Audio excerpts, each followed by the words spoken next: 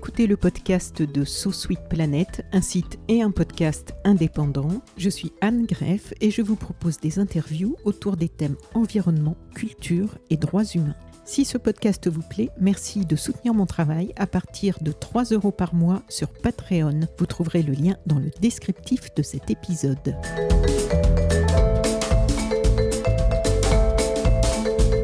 Vous ressentez l'urgence écologique, vous ne savez pas par où commencer. Vous aspirez à un quotidien en accord avec vos valeurs, mais cela vous semble peut-être un peu insurmontable. Vous aimeriez bien vivre autrement, mais sans basculer dans un parcours d'austérité. Ce livre, La belle vie, manuel d'écologie positive, vous propose de vous reconnecter joyeusement au vivant, à vous et aux autres. Vous y découvrirez par le biais de conseils simples à mettre en place et d'exemples précis de la vie de tous les jours, comment changer vos repères, questionner justement la source de vos désirs et de vos besoins profonds et modifier vos habitudes de consommation. La belle vie est un manuel illustré qui vous propose des pistes pour adopter une vie décroissante et joyeuse.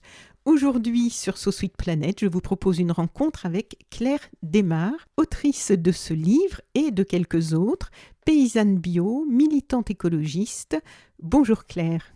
Bonjour, merci beaucoup de m'accueillir. C'est avec grand plaisir parce que j'ai eu beaucoup de plaisir à lire ce beau livre, puisque c'est un livre qu'on classe dans les beaux livres, avec beaucoup de pages et des belles photos, on va en parler. Tu l'écris dès le début du livre. L'objet de cet ouvrage n'est pas de vous convaincre de l'importance de décroître. Là, je pense que pas mal de gens vont se dire « ouf !» et de la nécessité de changer profondément notre mode de vie.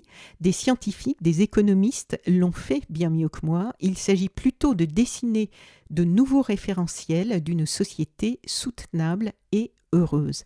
Elle ouvre pour chacune et chacun d'entre nous des perspectives de vie nouvelles, plus authentiques, plus vibrantes, plus épanouissantes. Elle nous offre individuellement et collectivement un espoir face à l'imminence du désastre. Et tu dis, j'ai entendu tant de fois la rengaine, mais la décroissance, ça fait pas rêver. Que je me suis donné pour mission de répondre à ce défi. Bon, c'est un beau défi, bravo. Comment as-tu abordé ce défi ? Alors, c'est sûr que dans mon parcours de militante écolo, et puis aussi dans les choix de vie que j'ai pu faire, puisqu'il y a une quinzaine d'années, j'ai choisi de partir vivre à la campagne et d'avoir une vie plus simple. Oui. Et c'est sûr que pour beaucoup de gens, ça générait de l'incompréhension, beaucoup de fantasmes et beaucoup de peur. Oui. Et finalement, quand ils venaient chez moi et qu'on partageait plein de choses, ils disaient « Ah, mais ça a pas l'air si compliqué que ça ». Et pourtant, dans leur tête, quand j'ai quitté une vie de bureau, un statut de cadre et tout ça pour partir devenir paysanne bio, ils se sont dit « Waouh, c'est courageux, ça doit être dur et tout ». Et moi, je voyais leur vie enfermée dans des bureaux, 60 heures par semaine, à être complètement épuisés, sans jamais réussir à se reposer. Je voyais quand ils venaient chez moi, ils dormaient pendant 3 jours, ils étaient malades. Enfin, Oui. toutes les soupapes sautaient de partout. Et je me dis, mais il est où le courage en fait ? Pourquoi c'est si dur pour eux de pouvoir imaginer que je vis simplement les meilleures années de ma vie ? Bien sûr, c'est pas facile. Bien sûr, des fois, il fait un peu froid l'hiver parce qu'à l'époque, la maison n'était pas très isolée. Et aujourd'hui, j'ai bien gagné en confort. Mmh. Mais bien sûr qu'il y a eu des étapes difficiles aussi dans l'installation agricole, mais pour moi, vraiment, ma vie, c'était la belle vie. Et je me suis dit, en fait, il faut peut-être aussi renverser la charge de l'accusation, de la décroissance, c'est se priver, c'est s'empêcher, alors qu'on se prive de tas de choses en consommant trop, en donnant trop de temps au travail pour pouvoir consommer trop et en n'étant pas connecté aux gens à force d'être le nez sur les écrans. Donc voilà, c'était une façon de dire, finalement, ici il s'agit de faire rêver, je pense que ça, je suis capable de le faire. Et je pense que je suis entourée des bonnes personnes pour le faire, parce que ce livre, je ne l'ai pas fait seule, notamment Oui. les photographies. C'est Anne-Claire Hérault qui a assuré la partie photo. Et j'ai été accompagnée aussi par une directrice artistique, parce que c'était vraiment notre souhait Oui. de produire quelque chose de différent. par rapport au livre habituel sur l'écologie. Et donc, on a été accompagné par Virginie Bréjon, qui est chercheuse, qui est responsable d'une chaire notamment de design de territoire, qui travaille beaucoup sur le marketing culinaire, mais surtout le marketing responsable, Mhm. qui vise, selon sa définition, à rendre individuellement désirable ce qui est collectivement souhaitable. Et c'est exactement ce qu'on va essayer de faire avec ce livre. D'accord. Donc toi, ça passe par le vécu, hein, on comprend bien, c'est pas des belles idées, tout, tu as testé, tu as expérimenté. Et puis surtout, ce qui est intéressant, c'est qu'on a vu une première vague il y a quelques années de personnes qui sont partis avec effectivement des fantasmes aussi sur la vie à la campagne et qui se sont un petit peu cassé le nez sur une dure réalité, peut-être parce que ça avait été mal préparé ou qu'il y avait beaucoup d'illusions. Donc c'est intéressant aujourd'hui aussi d'avoir des gens qui ont passé les étapes difficiles et qui y restent et qui nous vendent quelque chose qui est quand même crédible. Alors déjà, j'aimerais bien déconstruire un peu ce mythe aussi, c'est-à-dire que le nombre de gens qui ont fait un chemin vers une vie plus simple ou une vie rurale et qui ont fait un retour en arrière, c'est infime. Par contre, on visibilise beaucoup leur expérience parce que ça valide la peur que ceux qui n'ont pas encore sauté le pas aiment nourrir. Mm, Donc, du coup, bah, ceux qui ont accès aux médias, ceux qui de fait ont une forme de visibilité très importante, vont accentuer cet effet. J'ai envie de dire, c'est un peu comme la façon dont on traite les personnes trans qui font un retour de transition. En fait, c'est un pourcentage infime, oui, mais tous les médias vont mettre l'image là-dessus. Par rapport au nombre de personnes qui ont trouvé un sens à leur vie et qui ont juste trouvé leur vie en faisant ces chemins-là, c'est anecdotique. Donc déjà, il faut pas s'accrocher à ça trop fort. mhm, Après, évidemment, comme tous les choix de vie, c'est des choix intimes. À un moment, on les fait pour une raison qui est peut-être pas toujours la bonne. Et donc, quand les choses se dénouent, il y a d'autres choses qui peuvent advenir. Et ça, c'est OK. Et par ailleurs, on peut avoir envie de partir à la campagne à 25 ans, envie d'y revenir à 35, envie d'y repartir. C'est pas un choix définitif. Personne ne s'emprisonne dans un choix de vie ou dans un autre. oui, Ça peut toujours bouger par des recompositions familiales, par des étapes de deuil, par souvent des étapes de vie importantes ou des opportunités professionnelles. On va faire un pas de côté. Et ça, c'est OK. La réalité, c'est qu'en fait, il y a plein de gens qui sont très heureux de faire ce chemin-là, que ce soit vers une vie plus rurale ou vers une vie plus écologique, parce que bien sûr, dans la façon dont je présente les choses, moi, j'ai toujours le prisme de l'exode urbain. C'était le sujet de mon premier ouvrage. oui. Et je le défends toujours, évidemment. Je pense qu'il y a une part d'autonomie qui peut pas être offerte en ville, mais il y a plein de choses qui peuvent être faites quand on vit en ville et qu'on aime vivre en ville pour avoir une vie plus décroissante. Et je donne aussi des pistes pour ça dans l'ouvrage. Après, évidemment, pour moi, le lien au vivant et le lien à la nature fait partie intégrante d'une reconnexion à soi. Et donc, sans forcément vivre à la campagne, avoir un lien fort à la terre me paraît essentiel. Mm. Alors tu écris Ah oui, non, si je voulais te demander dans le suivi de ça, parce que la question précédente, bon, je te la pose, mais en fait, tu as déjà en partie répondu. C'était quel est ton vécu par rapport à cette vie décroissante? Comment ça s'est passé pour toi? À quel moment as-tu ressenti le besoin de faire quelque chose dans ta propre vie? Et qu'est-ce que tu réponds à celles et ceux qui disent, qui sont résignés et qui pensent que c'est trop tard, que à notre niveau ça ne sert à rien. Mais là, on comprend que c'est pas forcément non plus que pour le collectif. C'est aussi un besoin individuel de revenir à quelque chose de plus sain pour soi. Bon, je prends les questions une par une parce que là, il y a deux questions importantes. Je vais faire dans un premier temps comment moi j'en suis arrivée là. Alors, comment moi je suis venue à ce chemin de vie? Je pense que c'était essentiel. En fait, j'avais pas le choix. J'étais dans une situation personnelle d'impasse. Je n'arrivais pas à trouver une vie professionnelle qui correspondait à mes aspirations dans l'espace urbain. Mhm. Et puis dans le chemin que j'avais choisi, donc moi j'ai fait des études de Sciences Po. J'ai grandi à la campagne. Je suis partie faire mes études à Lille parce que pour moi à l'époque la ville c'était un espace d'émancipation, c'est sûr. J'ai fait Sciences Po. Mhm. Et puis j'ai après cherché mon chemin parce que j'ai adoré cette formation. Je l'ai fait par passion, vraiment. pour, pour le fait politique, pour la culture générale. Ça, c'était mes études, j'ai adoré, mais après, qu'est-ce que j'allais faire de ça? C'était quand même une grande question. Et à la sortie de mes études, je me suis dit, bon, faute de savoir vraiment ce que je vais faire, je vais au moins me rendre utile. J'avais l'ambition de faire de l'humanitaire. Je voulais partir loin. Finalement, je suis allée faire une manifestation à Calais et j'ai découvert qu'il y avait une mission humanitaire énorme à mettre en œuvre à 50 kilomètres de chez moi. Mhm. Donc j'ai passé 1 an et demi dans la jungle, on appelait la jungle de Calais à l'époque, avec un public de personnes exilées et surtout originaires d'Afghanistan. Puis après, j'ai dirigé un centre d'hébergement d'urgence à Paris. Euh, C'était assez dur, c'était une expérience très violente. J'ai été sous protection policière, c'était un contexte aussi. Enfin voilà, faut se rappeler de ce qui se passait à l'époque. Oui, oui. Et le démantèlement de la jungle de Calais et toutes Voilà, c'était les... Oui, Sarkozy, Hortefeux, Éric Besson. C'était et des violences policières énormes contre les personnes exilées, mais aussi contre nous qui les accompagnons. oui. C'était un contexte très compliqué. Et du coup, je me suis retrouvée assez rapidement à faire un petit format de repli.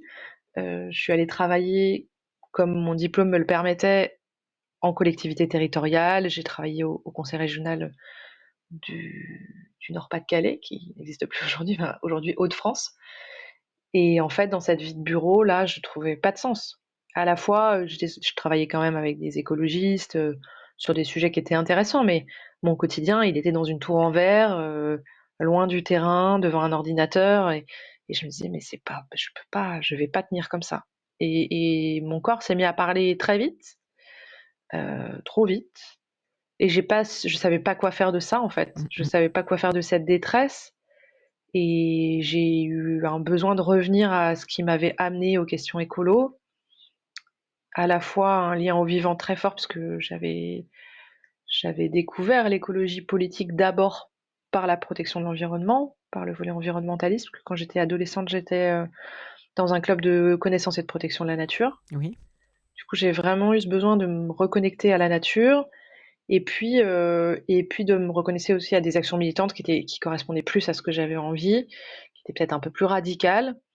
Et c'est dans ce cadre-là, dans le cadre de ce qu'on appelait les camps Action Climat à l'époque, qui Ah étaient oui. issus des climate camps anglais, que j'ai rencontré le père de ma fille, avec qui on a créé ce projet, qui lui voulait s'installer en agricole, absolument. Alors moi, c'était vraiment une option qui n'était jamais passée par ma tête avant. Et donc, il est venu dans le Nord pour faire sa formation agricole. Et on était ensemble tout le temps. Je découvrais ses formations, finalement, je l'ai accompagné en stage. Et je me suis pris au jeu. Moi, j'avais un projet de café-librairie depuis la fin de mes études, qui De j'avais pas du tout les moyens café-librairie, c'est de ça? café-librairie, Oui, tout à fait. Je voulais d'accord. monter un café-librairie. Oui. C'était mon projet de fin d'études en entrepreneuriat responsable, je sais pas quoi.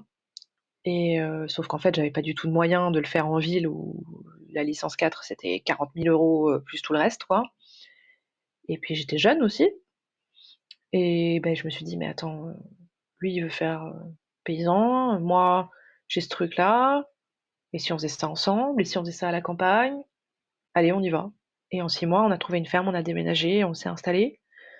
On avait la fougue de nos 25 ans. Et c'est vrai que moi, j'ai vraiment eu l'impression de renaître, quoi. C'est-à-dire que je suis sortie d'un état de souffrance psy, de léthargie, de... Enfin, je savais plus où j'étais, quoi. Et tout d'un coup, ben, tout était facile, quoi. J'avais une énergie incroyable, j'étais jamais fatiguée. Évidemment, c'est plein surtout les chemins qu'on a choisis nous, hein, donc l'installation agricole quand on est non issu du monde agricole, les reprises de ferme dans des espaces comme la Bretagne où il y a beaucoup de tensions sur le foncier, le fait de monter un projet culturel en zone rurale, le fait de rénover du bâti ancien pour faire ça. Bon, je peux pas dire qu'on on n'a pas pris l'Everest par la face nord, mais en fait, franchement, rien pouvait nous arrêter. C'était incroyable. C'était une énergie géniale. C'était des rencontres incroyables. On connaissait personne sur le lieu où on a choisi de vivre. Et donc, on a fait le choix d'aller au devant des gens en proposant la propriété collective du foncier, qui était un truc qui se faisait très peu à l'époque. Oui. Donc, on était parmi les premières fermes en GFA SCI en Bretagne. Donc, c'est des outils qui permettent d'acheter la ferme en commun. on a quand même trouvé, avec notre projet fou, aucune expérience et pas de connaissances sur le terrain, une centaine de personnes qui étaient prêtes à nous accompagner dans ce délire. Ah ouais. Et puis on l'a fait, surtout. Donc voilà. Donc ça, c'est Bravo. mon chemin à moi vers une vie plus simple. Il a été un peu rock and roll, mais il a été très très très émancipatoire et splendide au vu de ce qu'on a réussi à accomplir. Oui, ça donne bien envie. Est-ce qu'on passe à la Oui, la question question suivante, qui est donc ceux ceux qui qui ont disent, peur. voilà, ceux qui C'est trop disent tard. c'est trop tard, c'est pas à notre niveau que ça se joue, ça sert à rien de faire quelque chose, le colibri, on n'y croit plus, tout ça. Ok. Alors d'abord, c'est pas trop tard. C'est jamais trop tard. Bien sûr qu'il y a le changement climatique, bien sûr qu'il y a des conséquences déjà de ce changement climatique, mais il est jamais trop tard pour agir. Mhm. Ensuite, quand quelque chose dysfonctionne, le laisser dysfonctionner, ça n'a jamais apporté des solutions. Et faire l'autruche, c'est pas une solution non plus. Donc je pense que déjà, il est jamais trop tard pour changer et pour faire notre part dans cette histoire. Après, on va être honnête. Ce que je propose, justement, la question, c'est qu'est-ce que c'est faire notre part?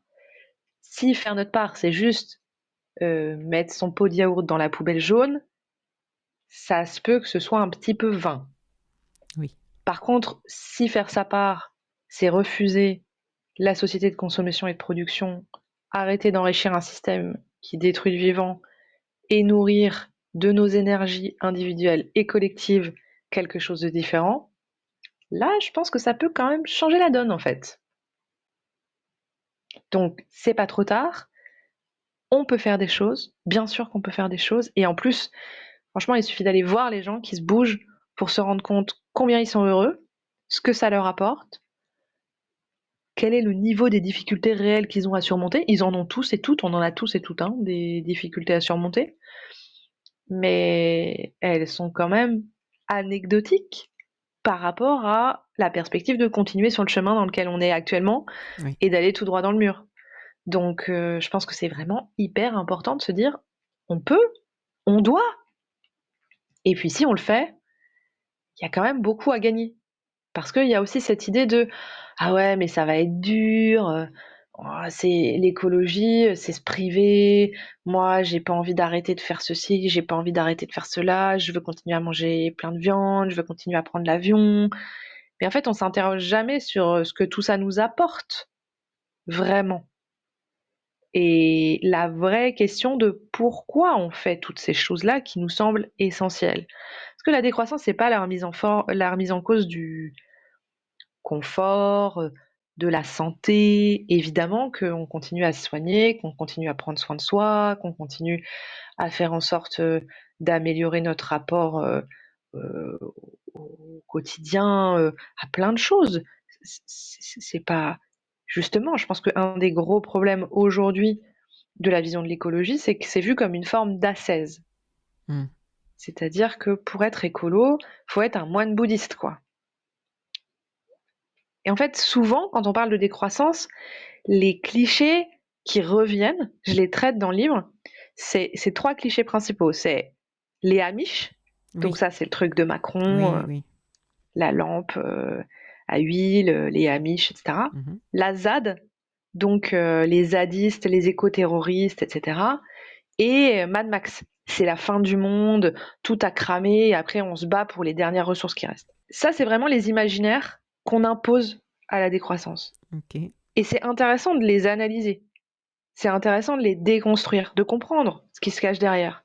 Par exemple, les Amish, c'est l'idée d'une ascèse, d'un refus du progrès. Ce qui est intéressant parce que ça pose le progrès comme un schéma linéaire. Eux, ils refusent l'évolution dans le temps. Mhm. Et ça, c'est quelque chose de singulier.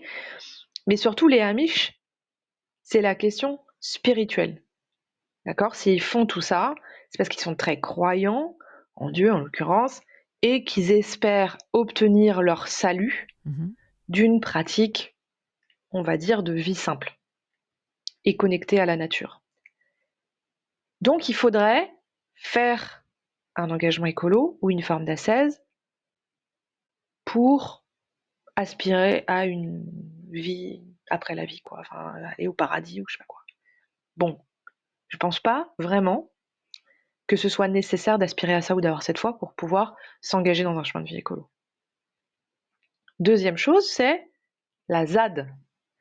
La ZAD, c'est l'idée que déjà c'est une vie d'inconfort, parce que les images qui sortent des ZAD, c'est tu vis dans une cabane, t'as froid, tu manges des légumes racines et en plus tu subis des violences policières. Donc c'est une vie de combat. Mm. Et surtout, ça nécessite une radicalisation politique préalable. Tu vas faire ça parce que tu t'es radicalisé. Or, je pense pas que c'est du tout nécessaire de se radicaliser politiquement pour prendre un chemin de vie plus décroissant, plus simple, plus écologique. Mhm. Et Mad Max, on en revient un peu à ce qu'on disait avant sur la question de la fin du monde. Ça sert à rien, donc on va plutôt voir comment ça va se passer. On préfère construire des imaginaires sur le monde écroulé, sur déjà l'effondrement. On part du principe que on changera pas avant la catastrophe, et donc on se dit après, c'est le combat de ceux qui restent. Et en fait, ça valide le fait que c'est pas dans cette vie-là que ça va se passer. Mais tous ces imaginaires-là, ils ont vocation à nous rassurer sur le fait que non, bah nous, on n'est pas concernés en fait. Et les médias ont une responsabilité énorme là-dedans. Parce que la folklorisation de plein de modes de lutte écolo, moi, elle me rend franchement dingue.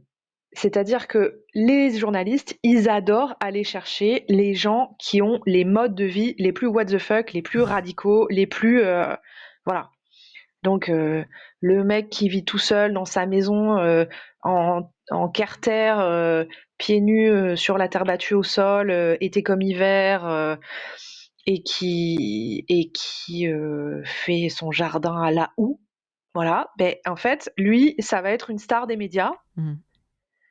Euh, et évidemment que c'est hyper folklorisant et en fait, je trouve que souvent les traitements de ces publics-là, ils sont hyper durs parce qu'en fait, c'est pas respectueux des démarches que font les gens qui vont à l'expérience dans ces espaces-là. Parce qu'il y a toujours des gens dans le boulot, c'est d'expérimenter des trucs. Et la passion dans la vie, par ailleurs aussi, quoi. C'est-à-dire qu'ils vont tester les limites, ils vont aller au plus loin d'une expérience. C'est un chemin de vie pour eux. Et en fait, c'est OK. Mais ça fait pas d'eux des exemples. Ça fait d'eux des innovateurs. Ils cherchent, ils expérimentent des choses. Sauf qu'on dit, ah bah c'est ça l'exemple. Regardez, vous voulez vivre écologiquement? Allez-y, dans une seule pièce avec votre famille, terre battue au sol, sans chauffage et sans salle de bain. Vous allez voir, ça va être génial. Évidemment que personne n'a envie de faire ça. Mais quand tous les médias reprennent ces images-là, en fait, à chaque fois, c'est un truc distanciant. Les gens se disent, ah non, mais moi, jamais de la vie, je pourrais pas. Oui, oui. Sauf qu'en fait, on est plein à avoir des modes de vie qui ont un impact très faible sur le vivant, en fait, à rentrer dans les cadres des 2 tonnes de soutenabilité, à vivre heureux, à vivre confortablement, dans des espaces qui sont plaisants et dans lesquels on peut partager. Mhm. Mais ça, ben en fait, ça n'a pas d'intérêt. Ça n'a pas d'intérêt, ça n'est pas bankable. Oui, c'est trop banal. Et en fait, c'est le gros enjeu de ce livre, c'est qu'on s'est dit, il y a une forme de banalité à dire, bon bah en fait, on va faire la sieste, on va manger les légumes du jardin et on va les conserver pour pas perdre. En fait, on propose rien de révolutionnaire. Mais si on a voulu faire un beau livre, Mhm. c'est parce qu'on s'est dit oui, mais il manque quand même quelque chose. Il manque l'iconographie, il manque l'image. La réalité, c'est que personne ne nous paiera jamais pour faire le marketing d'un truc qui ne se vend pas, voire qui vise à ne pas vendre d'autres trucs. Donc, il faut qu'on s'y mette toute seule. Oui. Il faut qu'on prenne les outils du marketing et on a créé des mood boards et on a réfléchi à ce que c'était, à ce qu'on voulait mettre en image, à ce qu'on voulait transcrire, à ce qu'on voulait proposer à voir. Et on s'est dit, c'est ça qui fera la différence. Pour pouvoir lire les mots, pour écouter, entendre ce message, il faut le voir. Alors bien sûr, dans l'idéal, il faut aussi l'expérimenter, mais ça c'est une autre étape.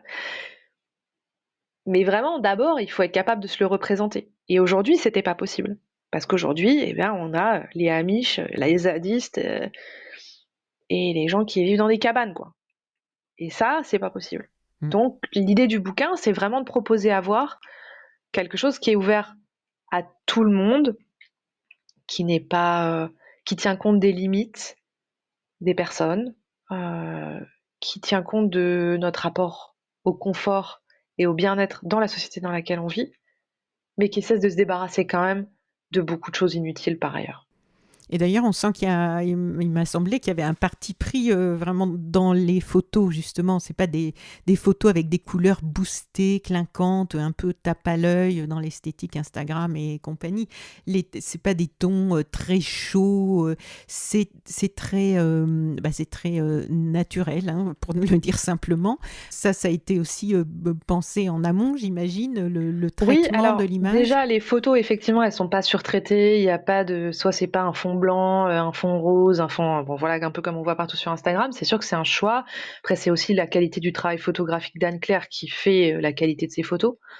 Et par ailleurs, il y a un autre point essentiel dans les photos, c'est que normalement dans un livre lifestyle, tout est shooté artificiellement, j'ai envie de dire. OK, donc on fait tous les shootings de cuisine le même jour et on mange même pas les trucs. Et on triche avec des trucs pas alimentaires pour que ça ait telle couleur, telle, etc. Tout ce qui est en plein air, on va avoir plusieurs tenues préparées par quelqu'un qui est un expert de la mode, qui va vous préparer les tenues avec des marques partenaires, avec ceci, avec cela. Et on shoot tout la même journée. Et puis on fait une journée pour l'extérieur, une journée pour l'intérieur. La vaisselle, elle est achetée, tout est fait pour le livre de manière artificielle. Et c'est un métier, ça s'appelle le stylisme. Et donc en général, sur un beau livre, on a une styliste dont c'est le boulot de préparer tout ça. Oui. Et il se trouve qu'Anne-Claire, elle travaille quasi exclusivement en reportage. D'accord? Son métier de photographe, c'est d'aller sur des fermes, de prendre les gens en photo dans leur vie quotidienne, dans leur activité paysanne, et d'aller dans les cuisines des chefs et de faire la même chose, parce qu'elle travaille beaucoup avec le monde de la gastronomie. Et l'idée pour elle, c'est essentiellement de travailler sur des formats reportage, pas des formats photoshoot de studio. Et donc, pour faire ce livre, on a réfléchi à ce qu'on avait envie de montrer, de partager, et on s'est dit, en fait, on va créer les moments vrais où Anne-Claire va pouvoir faire du reportage, plutôt que d'essayer de reproduire artificiellement des trucs qui n'existeraient pas. Et donc, on les a créés. Alors bon, ça a donné lieu. Bon, bah, du coup, j'ai réveillé une copine à 4 heures du matin pour aller voir le soleil se lever sur la Oui, lande de Kojou. oui, j'ai vu ça. Elle était contente. Finalement, on s'en souvient, c'était vraiment un super moment. Ben, en fait, c'est ça. J'aurais dit, voilà, moi, j'ai envie de faire un livre parce que ce truc-là, pour moi, c'est un vrai kiff. Et pour nous, c'est un vrai kiff, toutes les deux. Est-ce que t'es prête? Allez, on y va, on se le fait. On se lève à 5 heures du matin et on va voir le lever du soleil sur la lande. Et en fait, on se rend compte que ben, c'est des choses qu'on ferait. C'est difficile de le mettre en valeur dans la vie quotidienne. Et pourtant, ça n'a pas de prix. C'est des expériences qu'on vit ensemble qui sont extraordinaires. C'est magique. Et c'est rien du tout. C'est juste, on s'est levé un peu plus tôt un matin. On est allé voir le soleil se lever sur un site naturel magnifique. Après, on est rentré chez nous. On s'est mis à travailler comme d'habitude. Mais s'offrir ces moments-là, c'est vraiment à la fois permettre de montrer des moments uniques, mais aussi simplement pour que la photo soit vraie, il faut les vivre, ces moments uniques. C'est ça qui fait que le livre, il est fort, c'est ça qui fait que le livre, il est beau. C'est qu'en fait, ces moments, ils sont vraiment vécus quand on est allé se baigner au lac, quand on fait un grand repas dehors partagé, quand on mange avec mes voisins et sa fille, son petit-fils, on est tous ensemble à table. En fait, c'est la vraie vie, quoi. Oui. Et, et ça, c'est extraordinaire. Oui, parce que c'est de l'expérience, on sent du vécu et effectivement pas de l'artificialisation. Ça va devenir de plus en plus important puisqu'on arrive dans une ère où l'intelligence artificielle crée de façon artificielle de plus en plus de choses, là on a quelque chose de plus brut, mais au sens noble du terme, avec ce vécu, avec cette expérience. Le livre, pour continuer sur la forme, il est découpé en plusieurs grandes parties, plusieurs formes de vie. La vie simple, la vie douce, la vie sensible. Et tu peux nous décrire un petit peu ce qui se passe pour nos auditrices et auditeurs et leur donner envie d'aller y plonger, ce qui se passe dans ces parties et comment tu les as choisies et conçues. Le livre, il est conçu effectivement comme un panel de questions à poser et de solutions à proposer pour aller vers un chemin de vie plus simple. Et c'est vraiment important pour moi de dire, dans le volet manuel, il y a une réflexion sur. C'est pas juste des recettes de cuisine, c'est pas juste un volet pratique parce que je voulais pas être dans le il faut que. Et souvent les gens ils n'arrivent pas à faire des choses simples parce qu'en fait ils sont bloqués par d'autres choses qui sont des choses essentielles en fait, très profondes. Oui. Et donc évacuer en disant non mais c'est facile d'arrêter d'acheter des vêtements. C'est facile d'arrêter d'acheter des vêtements, c'est vrai, Mhm. en fait, en vrai. Mhm. Il suffit de plus rentrer dans le magasin et de mettre ce qu'on a déjà, on en a plein les placards, on sait plus quoi en faire. Mais en fait, c'est pas si simple que ça. Parce que ce qui est difficile, c'est le besoin profond qui est nourri là-dedans. Celui d'appartenir au groupe, celui d'être valorisé par des tiers, et que tant que tes collègues de travail, elles te disent «Oh, c'est nouveau, c'est joli, waouh, j'adore», et qu'elles te le disent pas quand tu mets le vieux truc d'il y a 2 ans, et que tu te sens pas valorisé, et que tu te sens mal dans ta peau, si on t'a pas validé socialement, bah, tu résoudras pas le problème en disant juste faut pas consommer des nouveaux vêtements. Et ça, c'est un enjeu très fort. Donc le livre, il a vraiment vocation à accompagner, à tenir compte de là où on en est, à regarder avec bienveillance ses limites, ses peurs, ses frustrations, ses angoisses, parce qu'elles sont là et qu'il faut en tenir compte, parce qu'il n'y a pas de changement possible sans les écouter et sans leur dire qu'elles sont vues. C'est essentiel, vraiment c'est essentiel. Et après, te proposer une manière de danser avec ça pour à la fois changer nos habitudes et nourrir autrement et vraiment et profondément ses besoins. Et donc les chapitres, ils sont un peu organisés évidemment sur le rapport au temps, à l'alimentation, le rapport du lien aux autres, le rapport au rituel, le rapport à la saisonnalité, le rapport à la fatigue et le rapport au corps.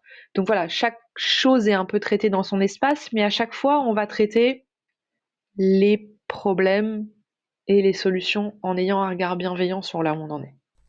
Alors justement, pour rentrer maintenant un peu plus dans ce livre, il est bien sûr question, tu l'as dit, de notre rapport au temps, de notre façon de le gérer et de comment nous établissons nos priorités, quelquefois de façon très impulsive, comme avec les écrans, l'exemple le plus flagrant, mais il y en a d'autres. Il est aussi question de consommation, de publicité.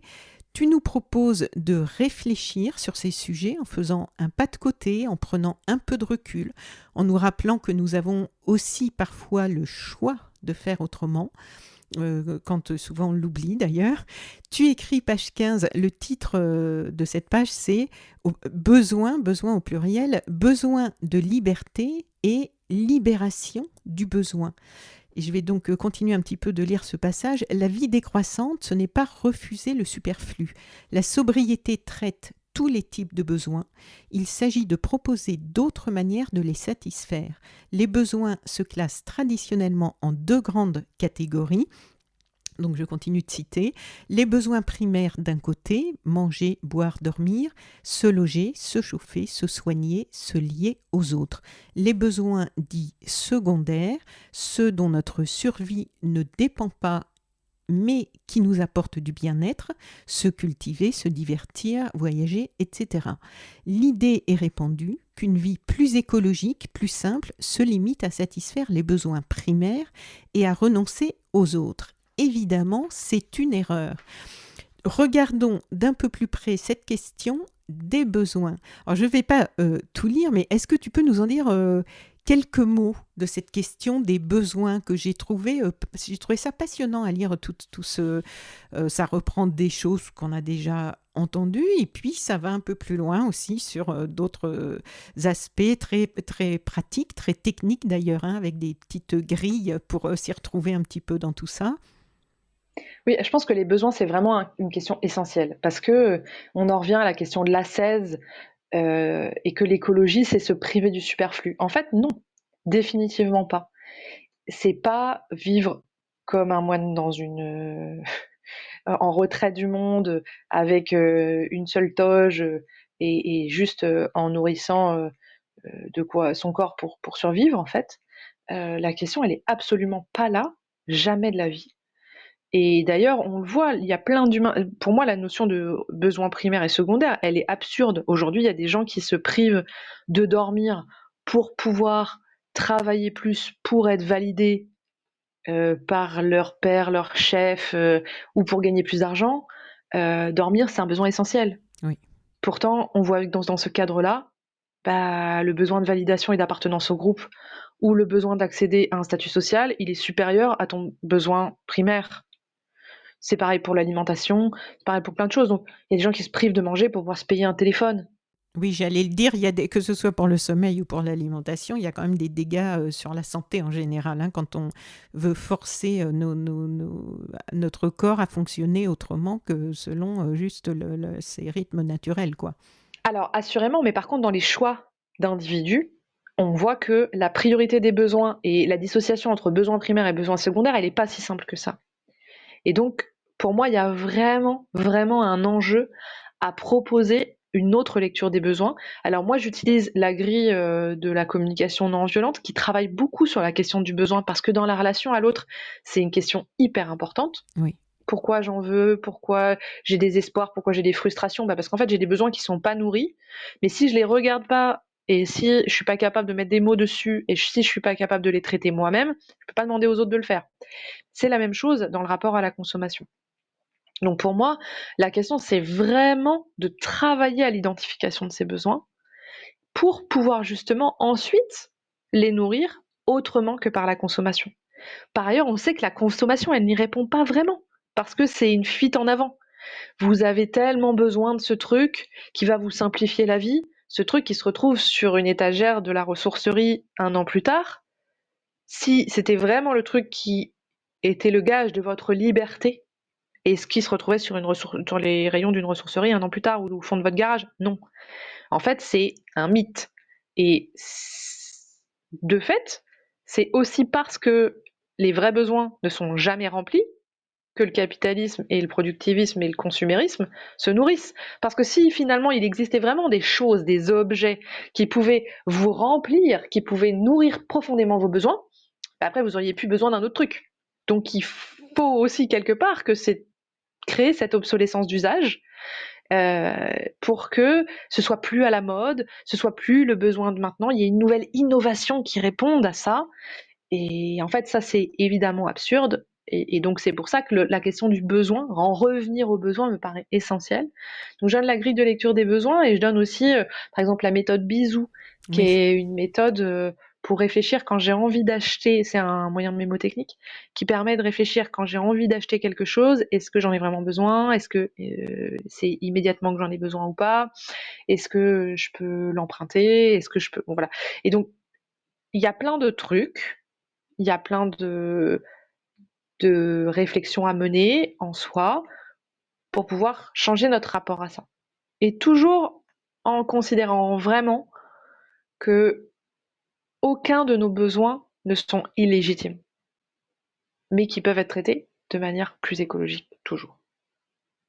Alors, pour se reconnecter au vivant, il faut aussi se reconnecter à notre propre vie, à son rythme naturel, à nos liens avec les autres rythmes naturels, à nos liens avec les autres rythmes naturels, la nuit, le jour, les saisons, pour l'alimentation aussi, bien sûr. Tu écris, page 51, tout se passe comme si notre éloignement de la nature contribuait à nous éloigner aussi de ces cycles naturels, gommant ainsi ce qui semblait évident à nos ancêtres.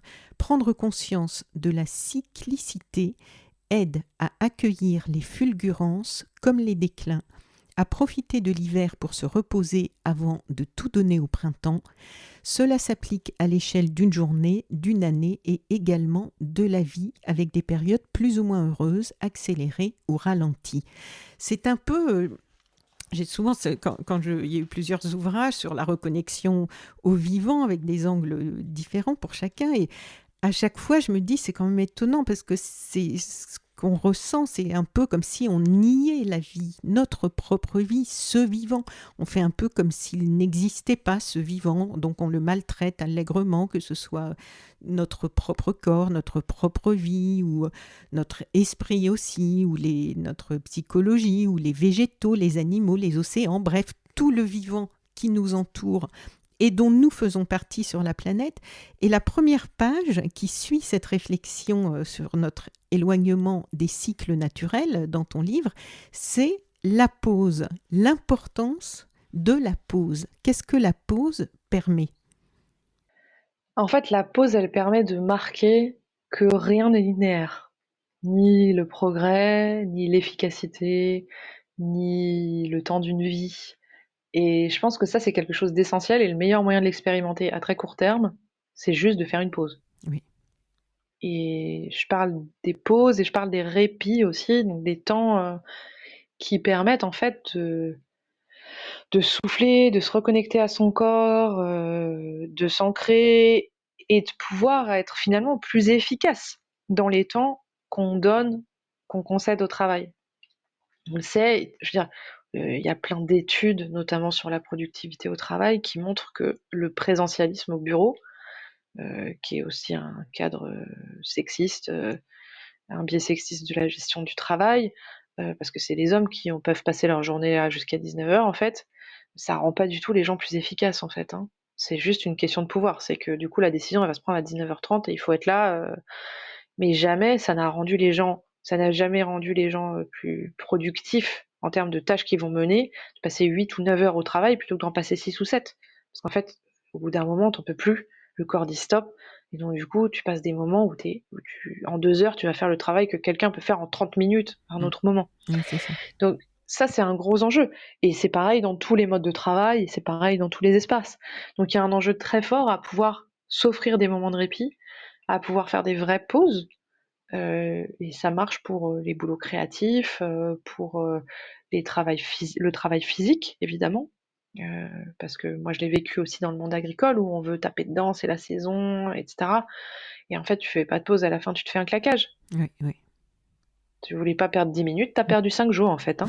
Donc, Oui, voire 3 semaines. oui, Et ça, c'est vraiment un enjeu très fort. Et accueillir ça, c'est aussi des moments en fait, c'est des moments où on va avoir des idées, et les oui, bonnes idées. oui, oui, C'est les moments où on va pas se laisser gagner par les hormones du stress ou de l'excitation quand on est dans l'action et on va pouvoir prendre des décisions d'une meilleure manière. C'est des moments où après on va pouvoir mieux communiquer avec les autres personnes avec qui on fait équipe, quelles que soient les tâches qu'on a à réaliser. Quand on est à fond toute la journée à fond dans des réunions qui s'enchaînent, etc., on n'écoute plus les autres. oui, oui, Moi, je le vois, les gens, ils sont en réunion pendant 6 heures, trois réunions l'après-midi à suivre, quoi. Mais en fait, ils sont tout le temps sur le téléphone en train de faire autre chose. C'est rien de faire des réunions. Faites des pauses, faites moins long, organisez-vous autrement. Mais utilisez justement le temps qu'on donne aux autres. Et ça, cette réflexion-là, elle advient peu ou pas.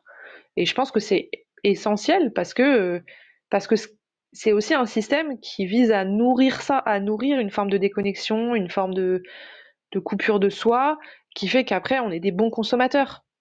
Parce qu'en fait, quand on a travaillé beaucoup, qu'on est fatigué, qu'on n'arrive pas à dormir, parce que cette fatigue-là, elle ne permet jamais de se reposer. Il y a un chapitre que j'appelle fatigue physique, repos de l'âme. C'est que quand on passe une journée à courir partout, à être au bureau, à être dans un niveau de stress très élevé, à être face à des écrans, à être surstimulé, à être avec plein d'humains qui vous interpellent, etc., ben le soir, c'est impossible d'atterrir et de dormir convenablement. Et donc, c'est une fatigue qu'on ne peut jamais, jamais apaiser par le sommeil. Parce qu'elle empêche d'accéder à la chose qui permet justement, de la guérir. Et c'est pour ça qu'il y a autant de burn-out aujourd'hui. Oui. Et je peux vous dire qu'un des premiers trucs que j'ai vécu en ayant une activité agricole, c'est ce truc du retour au corps Mhm. et de me coucher à 21h le soir sans rien faire et de me réveiller après avoir dormi 10 heures. Mais ça m'était pas arrivé depuis des années, vraiment. Vraiment, avoir un sommeil d'enfant, quoi, j'ai envie de dire. Bon, même si maintenant que j'ai une petite fille, je me rends compte que le sommeil d'enfant, c'est pas si simple que ça. Mais Oui, on dit dormir comme un bébé, non, c'est non, pas non. toujours la bonne image C'est non pas, plus. Mais... vaut mieux pas dormir comme un bébé parce que Mm. tu te réveilles toutes les 3 heures. Oui, Non, non, disons que, en tout cas, un sommeil apaisé oui, oui. réellement. Mm. Et, et en fait, faut se dire qu'il y a des gens qui se médicamentent pour ça. Enfin, c'est quand même pas possible, quoi. Donc oui, pour moi, ce rapport au temps cyclique, à la fois sur la journée, sur la saison, sur l'année ou sur des périodes de vie, et cette forme de reconnexion, elle permet d'accéder à un truc essentiel en fait. C'est le bon déroulement de la vie pour soi et pour les autres aussi. Oui. J'ai survolé comme ça le livre pour donner un peu des idées de ce qu'on peut trouver dans ce livre parce que c'est riche et les propositions sont multiples et donc on a des recettes aussi dans les choses plus concrètes. Il y a des parties comme ça de réflexion, d'invitation à la réflexion et pour stimuler un petit peu notre façon de réfléchir, la remettre en question. Et puis il y a des choses concrètes et savoureuse. Il y a des idées déco, il y a des recettes côté cuisine. Alors, je vais m'arrêter sur une, par exemple, le kombucha. Alors moi j'avais fait du kéfir, mais en fait ça m'était jamais venu à l'esprit qu'on pouvait faire soi-même, alors que c'est le même, un peu le même process, si j'ai bien compris. Le Oui, kombucha, c'est intéressant, je trouve, de parler du kombucha. Tu peux nous en dire quelques mots parce que il a bien sa place en fait. en fait le kombucha ou toutes les boissons fermentées, j'ai pris ça là parce que peut-être c'est une des plus connues et qu'elle est sur des cycles assez longs. C'est-à-dire qu'elle peut se faire toute l'année puisque c'est à base de thé. Là où moi j'utilise aussi beaucoup les produits de la nature, Mhm. les fermentations d'ortie, les fermentations de sureau, les fermentations. En fait, on peut quasiment tout faire fermenter dans la nature. Et on va pouvoir, avec des fruits, avec des fleurs, avec des plantes, fabriquer des boissons fermentées tout au long de l'année qui coûtent peu ou prou 0 € ou un tout petit peu pour le sucre. Et puis en fait, ça fait des boissons pétillantes qui sont infiniment un tout petit peu alcoolisées, mais à des degrés vraiment anecdotiques. Et par contre, qui sont très goûteux. Alors par contre, ça nécessite évidemment d'avoir accès à la nature, d'avoir accès à une cueillette qui est safe, qui est pas polluée aux pesticides, etc. Donc c'est peut-être pour ça que j'ai pas fait le choix de parler de ces ingrédients-là, enfin de ces recettes-là. Mais il y a plein de ressources sur Internet pour les faire. Et le kombucha, bah, lui, c'est parce que c'est un cycle long, que c'est simple à faire, que ça demande peu de moyens et que c'est aussi des probiotiques, c'est des choses qui nous nourrissent Voilà. profondément parce Oui. qu'elles améliorent notre microbiote, elles améliorent notre état de santé, elles donnent un rythme au quotidien parce qu'on s'en occupe, on prend soin de son kombucha ou de son levain par exemple. Et je trouve que ça c'est aussi quelque chose d'important parce que c'est considéré que le vivant c'est du soin et c'est une attention permanente et puis c'est pas linéaire. C'est-à-dire que ça met pas toujours le même temps en fonction de la température, en fonction de la météorologie. Et du coup, ça nous rend observateurs du vivant à une toute petite échelle dans sa cuisine, de manière très simple, et en plus partager avec des amis quelque chose qu'on a fait soi-même, c'est quand même extraordinaire. Et oui. Et alors, bien sûr, il est aussi question de rééveiller nos sens, sentir, toucher, goûter. Et ici, apprendre à manger. Tu écris, la variété alimentaire s'appauvrit. Comment l'industrie a-t-elle réussi à nous éloigner à ce point de nos patrimoines gastronomiques régionaux et familiaux, à uniformiser à ce point notre alimentation? L'alimentation agro-industrielle agit sur d'autres circuits cérébraux de la récompense. Elle apporte une satisfaction immédiate et très addictive, notamment due aux composants chimiques comme les exhausteurs de goût et aux fortes teneurs en sucre et en sel qui excitent artificiellement nos papilles et notre cerveau. Les effets désastreux de ce type d'alimentation sur notre santé sont 1000 fois démontrés. C'est vrai, il y a eu beaucoup de documentaires aussi, mais bon, moi je trouve que c'est toujours important d'en reparler, de le redire, difficile, alors je reprends, je continue de citer, difficile de faire le poids avec des légumes vapeur face à cet arsenal de plaisirs artificiels. Il convient d'apprendre à démasquer les tricheries et s'éveiller à d'autres manières de ressentir du plaisir gustatif. C'est une démarche active et pas naturelle, une rééducation. Et c'est vrai qu'en lisant ça, moi qui suis adepte de la cuisine vapeur depuis tellement longtemps, depuis au moins 30 ans, et quand je mange des éléments ultra transformés, et quand par accident je peux être obligée d'en consommer en déplacement ou quoi, que je ne suis pas bien organisée et je vois la différence. Et si j'ai 2-3 repas où je suis obligée de manger comme ça, j'ai envie de frais, j'ai envie de choses vapeur très...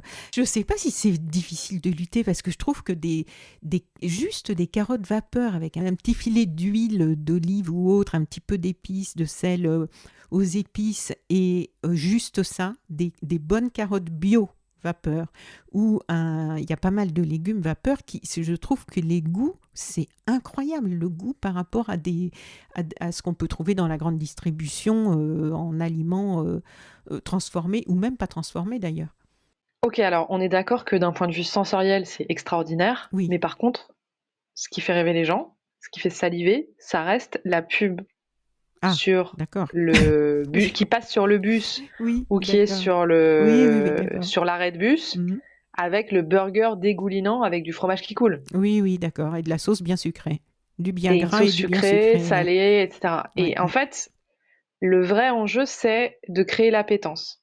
Parce que l'expérience après, moi je l'ai fait beaucoup parce que donc je produisais des plantes aromatiques et médicinales, Oui. et donc je faisais beaucoup d'animations autour des plantes au Café Librairie. On avait un jardin sensoriel avec à peu près 200 variétés de plantes, et donc j'emmenais les gens goûter, sentir, toucher, etc. Et ce qu'ils prenaient pour des mauvaises herbes avait en fait un goût fabuleux. Mm. Mais ils se seraient jamais penchés pour le ramasser. Et puis avant de le mettre dans la bouche, il y a toujours cette petite grimace. Ah, qu'est-ce qui va se passer? Mm, mm, Qu'est-ce que ça va me faire? mm. Et cette insécurité en fait. Et après, pow! Ah waouh, c'est extraordinaire. Ah mais c'est trop bon. Ah mais waouh! Et ce qui est très intéressant, c'est que pour la plupart, ils n'ont pas les mots pour dire. Ils n'ont pas les mots pour dire les sensations qu'ils vivent. C'est pour ça que je parle de rééducation sensorielle, parce que on a tellement standardisé les choses, on s'est tellement éloigné des plantes sauvages, par exemple. Toutes les variétés qu'on consomme aujourd'hui, c'est des variétés, ce qu'on appelle des variétés catalogues, ça s'est standardisé. Mm.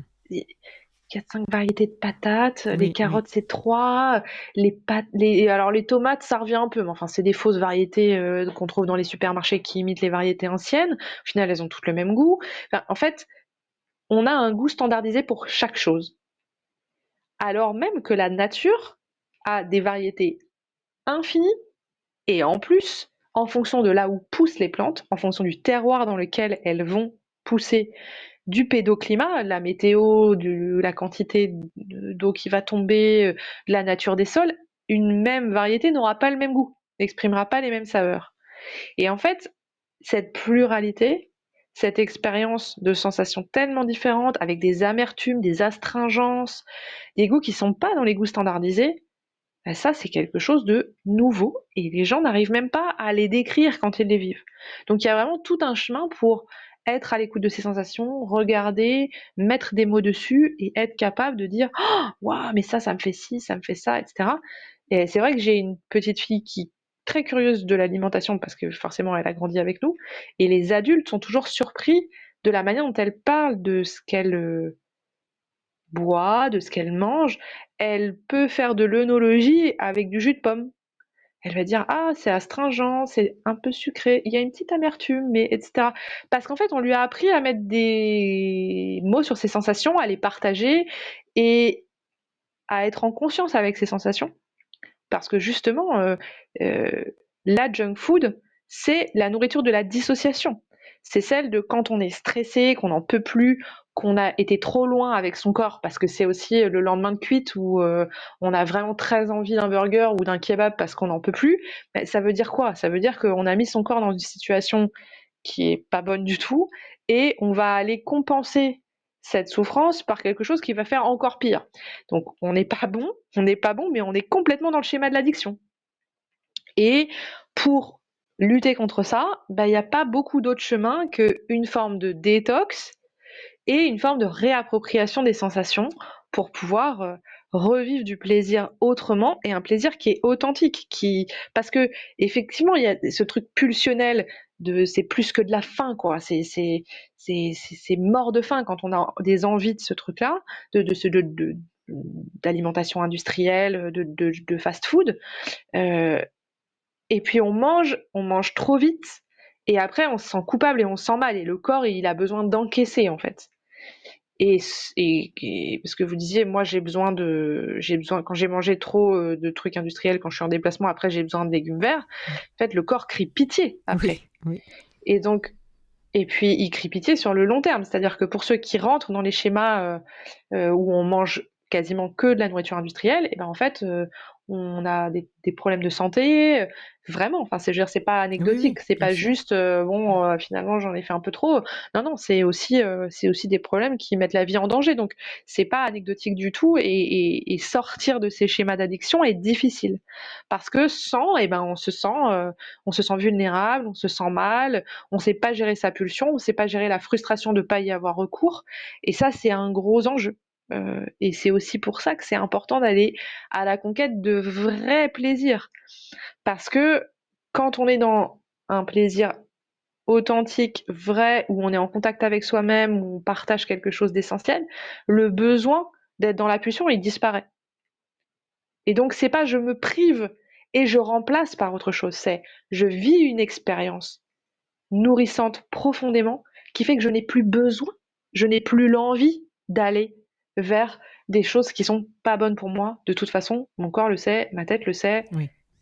et donc voilà. Et puis on peut être indulgent envers soi-même, parce que en fait, il y a le schéma, comme vous dites, où on, on mange au quotidien une alimentation équilibrée et vivante, et donc quand on mange de l'indus, on se sent pas bien. Mais aussi des fois, on peut en avoir envie, et on peut payer le prix. C'est d'ailleurs comme le fait d'avoir un peu trop bu d'alcool, ou voilà. On peut être plutôt sobre au quotidien. On sait le prix à payer quand quand on fait un excès. Bah oui, bah ok, mais c'est pas grave, en fait. Par contre, c'est intéressant de réfléchir à pourquoi on en est arrivé là, ce qui l'a généré, et à peut-être trouver des solutions pour y répondre. Parce que c'est aussi des signaux d'alerte, en fait. Et on est dans un schéma où il vaut mieux pas écouter les signaux d'alerte, il vaut mieux pas s'écouter tellement, en fait, hein. Et puis on remplace ça par des heures d'écran, par de la junk food, par plein de choses où on a l'impression d'accéder au plaisir, mais on n'y accède pas vraiment. Oui, c'est ça. Puis ça ne permet pas vraiment de bien nourrir notre vivant, de le reconstituer. Mais ça, en t'écoutant, ça me fait penser un petit peu au traitement qu'on a infligé à nos sols aussi, hein, en pensant qu'en leur donnant des engrais, des pesticides, tout un tas de choses artificielles, on allait entretenir le sol, le vivant, comme il fonctionnait avant. Et en fait, ben non. Mais ce qui est intéressant, c'est de regarder comment ce schéma s'applique à tout ce qui fait les principaux secteurs économiques de l'économie telle qu'on la vit aujourd'hui. C'est la dégradation des relations et du rapport à la sexualité avec la pornographie. C'est effectivement le rapport au vivant dans l'agriculture industrielle. C'est le rapport à notre santé avec l'alimentation et le rapport à l'alcool. Et c'est toutes les formes de dépendance médicamenteuse pour cacher le fait qu'il y a une souffrance psy qui est liée à ce mode de vie et au fait d'être dans un schéma extrêmement compétitif où il faut être le meilleur, et où si tu n'y arrives pas, tu es un loser, et du coup on crée des schémas de frustration permanents pour pouvoir faire consommer les gens. Mais en fait cette frustration, il faut aussi l'assumer, l'encaisser. Et en fait, si tu regardes bien, tous ces schémas, la junk food, le porno, l'agriculture industrielle, l'agroalimentaire, les bagnoles, etc., tout ça ne vit que des schémas de dysfonctionnement intime auxquels on est confronté, et les nourrissent de plus en plus, donc ça risque pas d'apporter une solution au problème. Et tant mieux, parce que tant qu'on est dans le problème, on continue à consommer, et voilà. Donc c'est pour ça aussi que je dis que, enfin, je dis pas la seule à dire qu'il faut faire un pas de côté, en fait, on est plein à le dire, ça c'est pas le sujet. La question c'est comment. Et c'est pour ça que j'insiste beaucoup sur le plaisir, sur la qualité du lien, sur le partage, sur la joie. Parce que pour moi, c'est pas une détox où je sais pas comment dire. Pour reprendre le schéma de l'addiction, il y a la cure de désintox où on t'enferme et où tu vis ton manque au quotidien, ou il y a les schémas de substituts, quoi. Et l'idée, c'est plutôt de dire, ben, en fait, tu vas prendre quelque chose qui est bon pour toi, qui est bon pour la planète, qui a pas d'impact, tu vas essayer de le vivre, tu vas le construire aussi, tu vas construire ta singularité, parce que je pense qu'il y a quelque chose de très important là-dedans. Moi, je donne pas de recettes magiques, je donne des idées, Oui, des inspirations, oui, oui. parce qu'en fait, chacun a ses propres besoins, et l'idée, c'est d'être capable de danser avec ça. Mais c'est pareil, parce qu'on nous dit toujours, ah oui, il faut créer des nouveaux imaginaires, faut être capable de se réinventer. Eh ben oui, tu reçois 10 000 messages publicitaires par jour, mais toi, tu vas être créatif. Non, en fait, c'est une injonction qui est absurde. Donc, justement, il faut être capable de faire ces propositions, il faut être capable d'ouvrir les imaginaires, il faut être capable de donner des idées. Et puis après, les gens vont essayer, et une fois qu'ils auront mis le doigt dans le processus d'expérimentation, bah, ils vont y mettre un peu d'eux dedans. Et c'est à ce moment-là qu'ils iront trouver leur vérité. C'est pas ce que je leur propose moi qui risque de les faire changer profondément. C'est plutôt, moi, je veux être le déclic. Et après, une fois qu'ils ont compris comment ça marche, ils vont faire le chemin eux-mêmes. Et à ce moment-là, vraiment, ils seront capables d'aller trouver ce qui leur correspond à eux intimement. Et c'est là qu'on trouve quelque chose de vrai, en fait, simplement. Mm, mm. Et dans les choses qui peuvent paraître peut-être anecdotiques, mais moi que je trouve important dans les différentes choses sensibles et dans plein de domaines différents qui sont abordés dans ce livre, moi j'avais envie de m'arrêter sur côté déco, tu parles des sources de lumière adaptées. Moi je suis hyper sensible à ça, ces histoires de lumière. Et dans un autre podcast avec quelqu'un, je ne sais pas si tu connais, Diane Dupré-Latour, qui a écrit un livre sur sa formidable expérience de vie incroyable et le réseau de restaurants aux additions à prix libre qu'elle a monté, ça s'appelle les petites cantines. Et elle parle en fait dans ces petits lieux de vie et de partage dans les quartiers de ce réseau des petites cantines. Elle parle de l'importance des détails. Elle a beaucoup pris soin de ces choses-là, et notamment de la lumière dans un lieu de vie, de partage, de la qualité de la lumière. C'est très important pour vivre ensemble et pour vivre tout seul aussi d'ailleurs. Est-ce que tu peux nous en dire quelques mots de ce petit passage que tu as nommé des sources de lumière adaptées? Déjà, qu'est-ce qu'on entend par adapté finalement? En fait, c'est adapté à nos besoins.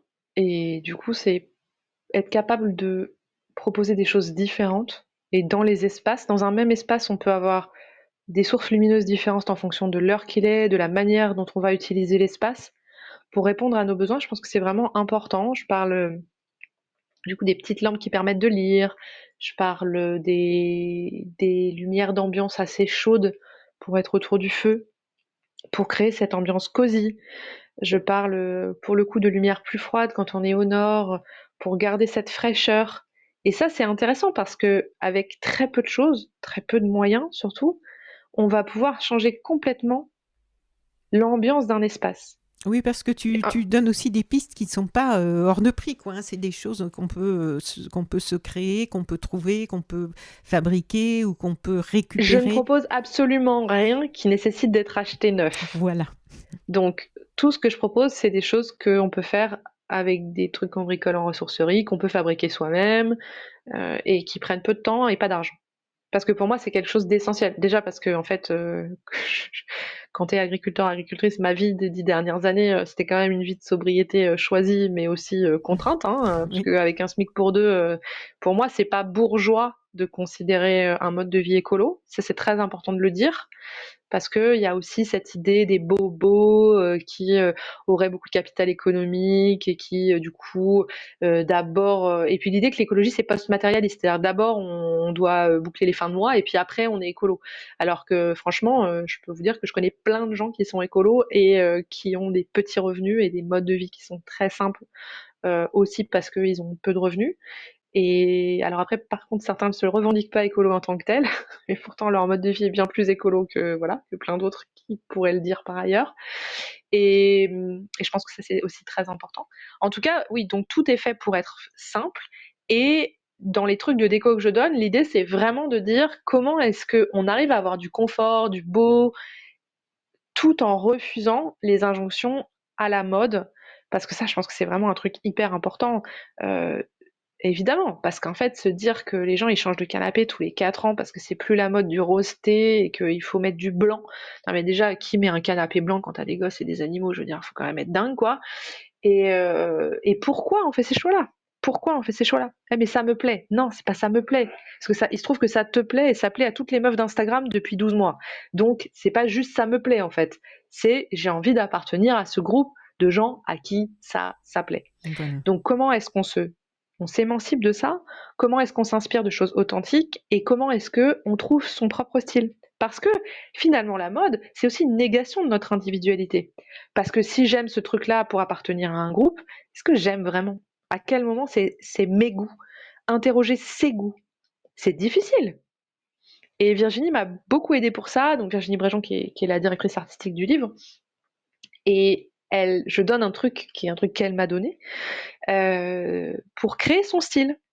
Et donc, par exemple, en décoration, c'est un sujet très important parce que la déco aujourd'hui devient un outil de surconsommation, autant que la mode, avec des sites internet chinois qu'on connaît, etc. Et donc, en fait, on change sa déco, on change de vaisselle comme de chemise, on change de canapé, on change de lampe, on veut une nouvelle table basse, on veut ceci, on veut cela. Et qu'est-ce qu'on fait de ce qui reste? Avant, les gens, ils avaient, il y a moins de 100 ans, les gens, ils avaient un meuble à leur mariage qui gardait toute leur vie. Aujourd'hui, on change de table basse comme de chemise. C'est quand même un sujet. Donc, sauf que pour ne pas se lasser, il faut savoir quels sont ses goûts à soi.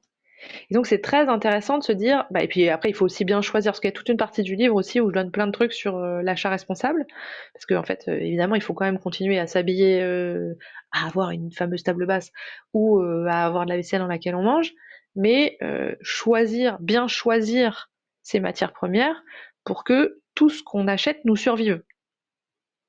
Et ça, c'est essentiel, parce que c'est ce qui fait, enfin, je veux dire, on a encore des poteries romaines, à quoi ça sert d'avoir des couteaux qui durent 3 ans, quoi. Oui, oui, oui. Donc il y a un Quand chapitre même. très concret sur des matières premières durables. Et puis là, tu consacres des paragraphes de description à l'inox, la fonte, le verre, le grès, le bois. C'est très concret là. Voilà, mais parce qu'aussi, simplement, si on te l'a pas expliqué, tu le sais pas. Et j'insiste beaucoup sur mon capital bricole, qui est pas souvent mis en avant, mais qui me paraît essentiel. Moi, j'ai un papa qui sait tout réparer. D'ailleurs, ma fille le dit depuis l'enfance, dès qu'elle pète un truc, elle était toute petite, elle disait: «Oh, ça va, papy répare». Et donc, c'est pas grave. De toute façon, mon père le fera. Et qui m'a appris à prendre soin, à affûter, à travailler les matières premières, à recoller, à savoir quel colle il faut utiliser pour recoller quoi, etc. Et simplement à être dans des logiques de je choisis vraiment les objets qui sont importants pour moi. Je les choisis dans la perspective de les transmettre à mes enfants, à mes petits-enfants.